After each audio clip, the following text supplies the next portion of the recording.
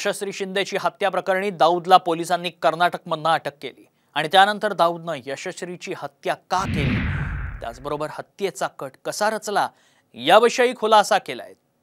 काय नेमकं समोर आलंय बघा। यशस्वीची हत्या का केली, दाऊदचा धक्कादायक खुलासा, दाऊदची रवानगी पोलीस कोठडीत, संपूर्ण महाराष्ट्राला हादरवून सोडणाऱ्या उरण हत्याकांडातील आरोपी दाऊद शेखला कर्नाटकमधून अटक करण्यात आली। त्यानंतर दाऊदनं यशस्वीची हत्या का केली या संदर्भात खुलासे केलेत। लग्न करून कर्नाटकला चल, नाही। भेटण्यासाठी उरणला ये, नाही। माझ्याकडे असलेले तुझे फोटो फेसबुकवर अपलोड करेन, प्लीज तसं करू नको। मग भेटायला ये। येते, पण फोटो डिलीट कर। फोटो डिलीट केले, आता लग्न करून कर्नाटकला चल। मी कर्नाटकला येणार नाही। ती येत नव्हती म्हणून मी धारदार शस्त्रानं तिची हत्या केली। मोबाईल आणि शस्त्र घेऊन कळंबोलीहून कर्नाटकची बस पकडून गावी गेलो।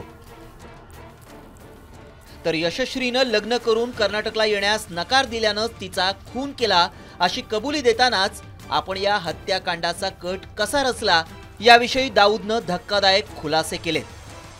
दाऊदनं ज्या शस्त्रानं यशस्वीचा काटा काढला ते शस्त्र आणि फोटोंचा अजून शोध सुरू असल्याची माहिती पोलीस उपायुक्त अमित काळेंनी दिली आहे।